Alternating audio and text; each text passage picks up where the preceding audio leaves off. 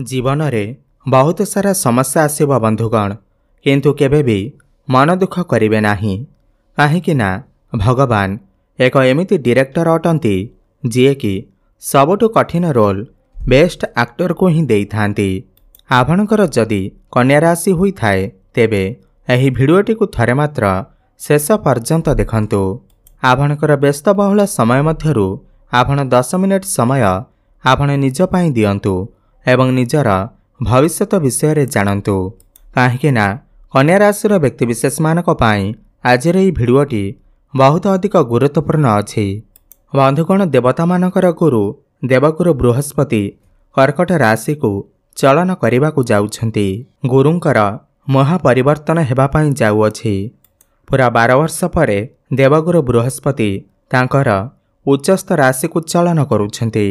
18 October नहीं करी 3 December पर्यंत बृहस्पति कर्कट राशि रे रहिबे एवं उच्चस्थ अवस्था रे रहिबे। पुणी बक्री होई करी आपणकर 10म भाव को चलन करिबे एवं पुणी थरे 2026 मसीहार जून मासरे आपणकर 11 भाव को चलन करिबे। आपण माने गोटे कथा मने रखंतु, बृहस्पतिंकर एही चलन आपणको अत्यंत शुभ फल प्रदान करिबा को जाउअछि। काहेकि ना 11 बृहस्पति हेबा पई जाउछंती। बड़ कथा एहा अटे कि 46 दिनर एही गुरुंकर महापरिवर्तन आपणकर तृतीय भावरे आपणको केउ फलाफल प्रदान करिबा।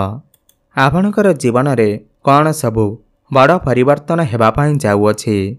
काहेकि ना बृहस्पति को सबुठार अधिक शुभ ग्रह बोली माना जाइथाए। बृहस्पति को भाग्यर कारक ग्रह माना जाइथाए, संतानर कारक ग्रह माना जाइथाए। आपण केते स्पिरिचुअल, आपणकर मनरे केते भक्ति अछि, आपण केते धार्मिक ताहा मध्य बृहस्पति ठारो जणा जाइथाए। आपण आपणकर जीवन काल मध्यरे केते धन उपार्जन करि पारिबे, केते धनवान होई पारिबे ताहा मध्य बृहस्पति ठारो जणा जाइथाए। तो 18 अक्टोबर को आपणकर 11 भाव को बृहस्पति आसुछंती।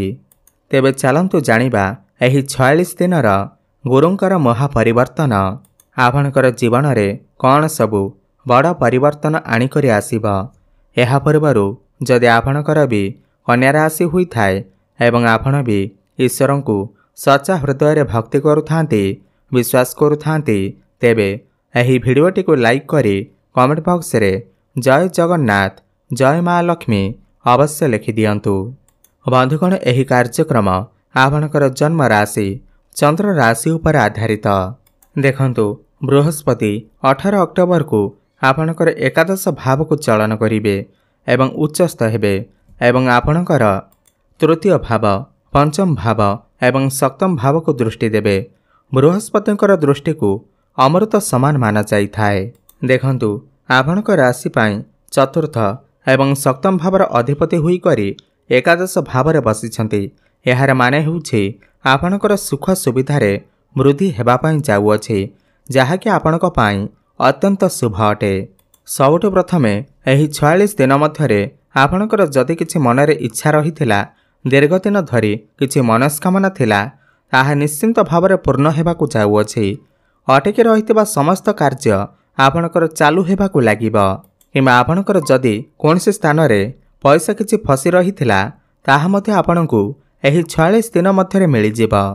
चतुर्थ भावर कनेक्शन 11 भाव उपर रहुअछि। 11 भाव लाभर भाव होइथाए, आयर भाव होइथाए।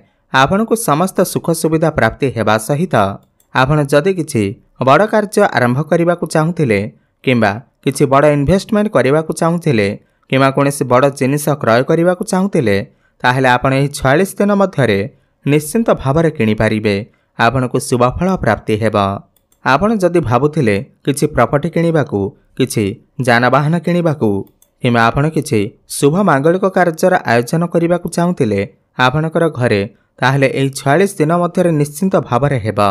एहा परे बृहस्पति सप्तम भावर अधिपति होई करी लाभ स्थान रे विराजमान अछंती। तो आपणको एही 46 दिन मध्यरे कोनोसी प्रमोशन मिल जाई पारे, किंबा आपणकर कर्म क्षेत्र रे किछि ट्रांसफर होई पारे।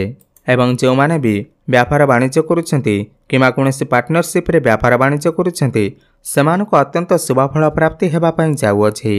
देखंतु गुरुंकु भाग्यर कारक ग्रह माना जाइथाय, धनर कारक ग्रह माना जाइथाय। तो भाग्य एवं धनर कारक ग्रह होई करी आपणकर लाभ स्थान रे विराजमान अछंती। एहार माने होछि आपणकर फाइनेंशियल ग्रोथ हेबाकु जाउअछि। पूर्वर जदि आपणकर आर्थिक समस्या लागि रहिथिला ताहा सब दूर होई जिवो। समस्त धन जनित समस्या दूर हेब। आकस्मिक धन मध्य आपणको प्राप्ति हेब। व्यापार वाणिज्य उन्नति हेबा सहित कर्म क्षेत्र में आपण बहुत अधिक उन्नति प्रगति करिवे। आपण जदि किछि बड़ करिबाकु चाहुचंती, बड़ काम करिबाकु चाहुचंती, आपण किछि न भाबिकी आपण एही 46 दिन मध्यरे करंतु। आपणको निश्चिंत भाବରେ शुभफल प्राप्ति हेब। जो मान ट्रेडिंग करूछंती, शेयर मार्केट स्टॉक मार्केट रे काम करूछंती, सेमानकु त अत्यंत शुभफल प्राप्ति हेब। आकस्मिक लाभ मध्य प्राप्ति हेब। आपणकर भाग्य को नहीं, आपणकर लाभ को नहीं, धन को नहीं कन्या राशि व्यक्तिविशेष मानक पाई बहुत अधिक भल समय आसवाक जाऊँगी। यापरे बृहस्पति दृष्टि आपणकर तृतीय भाव एवं पंचम भाव उपर रहुअछि। एठारे एपरि होई पारे कि आपणकर टिके सर्ट ट्राभेल होई पारे। आपण बेसी छोट मोट जगह को यात्रा करि पारंती। आपणकर किछि स्पिरिचुअल ट्राभेल मध्य होई पारे। आपण कोनोसी धार्मिक स्थान को मध्य यात्रा करि पारंती। एहा सहित जो माने बे ऑनलाइन काम करूछंती, डिजिटल मार्केटिंग रो काम करूछंती, फाइनेंस क्षेत्र रो अछंती, काउंसलिंग रो काम करूछंती, कोनोसी मार्केटिंग रो काम करूछंती, सेमानको शुभफल प्राप्ति हेब। जो माने यूट्यूबर अछंती सेमानको मध्य अत्यंत शुभफल प्राप्ति हेब। एही समय रे आपणकर साहस पराक्रम मध्य बढ़िबा। एहा परे बृहस्पतिकर दृष्टि पंचम भाव उपर रहुथिबारु एही समय रे आपणकर काहा सहित मित्रता बढ़ी पारे, काहा सहित संपर्क स्थापन होई पारे, काहा सहित प्रेम मध्य होई पारे। प्रेम जीवन रे मध्य सफलता देखा जिवो। प्रेम जीवन रे जदि पूर्वर किछि समस्या चलीथिला, ब्रेकअप होई जाइथिला, कथावार्ता बंद होई जाइथिला, ताहा पुणी थरे ठीक हेबाकु लागिबो। एवं जो नूतन दंपति माने संतानर आशा रखिथिले तो सेमानकु संतान सुख निश्चिंत भावर प्राप्ति हेब। काहेकि ना पंचम भाव संतानर भाव मध्य होई थाए। जदि आपणकर पूर्वर संतान अछंती ताहेले संतानक द्वारा आपणकु किछि खुशी खबर मध्य प्राप्ति होई पारे, आपणकु सम्मानित करा जाई पारे। एवं पंचम भाव आपणकर शिक्षा क्षेत्रर भाव मध्य होई थाए। शिक्षा क्षेत्र रे मध्य आपण बहुत अधिक उन्नति प्रगति करिवे। काहेकि ना ज्ञानर कारक ग्रह पंचम भाव को दृष्टि देउछंती, तो आपण किछि उच्च शिक्षा करबा को बाहर को जाई पारंती। एही 46 दिन मध्यरे जदि आपणकर किछि एग्जाम अछि तेबे सेथिरे आपण निश्चिंत भावरे उत्तीर्ण करिवे। पाठपढ़ारे किछि ना किछि बड़ परिवर्तन अवश्य हेब। एहा परे बृहस्पतिकर दृष्टि आपणकर सप्तम भाव उपर रहुअछि, जहा कि बृहस्पतिकर निजस्व घर अटे। आपण जदि किछि नूतन व्यापार वाणिज्य आरंभ करबा को चाहुचंती, पार्टनरशिप रे किछि व्यापार वाणिज्य आरंभ करबा को चाहुचंती, ताहले आपण निश्चिंत भावरे करि पारिबे, जहा भविष्यत रे आपणको निश्चिंत भावरे लाभ आनी करि देबा। एवं सप्तम भाव आपणकर वैवाहिक दाम्पत्य जीवनर भाव होइथाय। पूर्वर जदि आपणकर वैवाहिक जीवन रे किछि भी मिसअंडरस्टैंडिंग चलीथिला, तालमेल कमी थिला, किछि आपणक भितर कଳି झगड़ा मनमनांतर हेउथिला, ताहा सब दूर होई जिवो। आपणक भितर तालमेल ठीक रहिबो। फैमिली प्लानिंग आपण करि पारंती। सप्तम भाव रे बृहस्पतिकर दृष्टि थिबा हेतु वैवाहिक जीवन को भल करबा सहित विवाह हेबार संभावना को मध्य बढ़ाई देइथांती। जदि आपण अविवाहित अछंती, विवाह बयस होइथिले एही समय मध्यरे आपणकर घर को विवाह प्रस्ताव मान सुनिश्चित आसीबा एवं विवाह मध्य फाइनल हेबा। देखंतु 18 अक्टोबर नै करी 3 डिसेम्बर पर्यंत आपणक पय समय अत्यंत शुभ अटे। आपण एही समय मध्यरे जहाँ भी किछि बड़ करबा को चाहुचंती आपण करि दियंतु। एहा परे पुणी थरे बृहस्पति आपणकर दशम भाव को आसीबे। पुणी थरे 2026 जून मासरे आपणक पय एमिति समय आसीबा। एहा सहित एही समय रे आपणकर डेली इनकम मध्य बढ़िबा, फाइनेंशियल ग्रोथ हेबा। आपण किछि पैसा मध्य संचय करिवे, आपणकर बैंक बैलेंस मध्य बढ़िबा।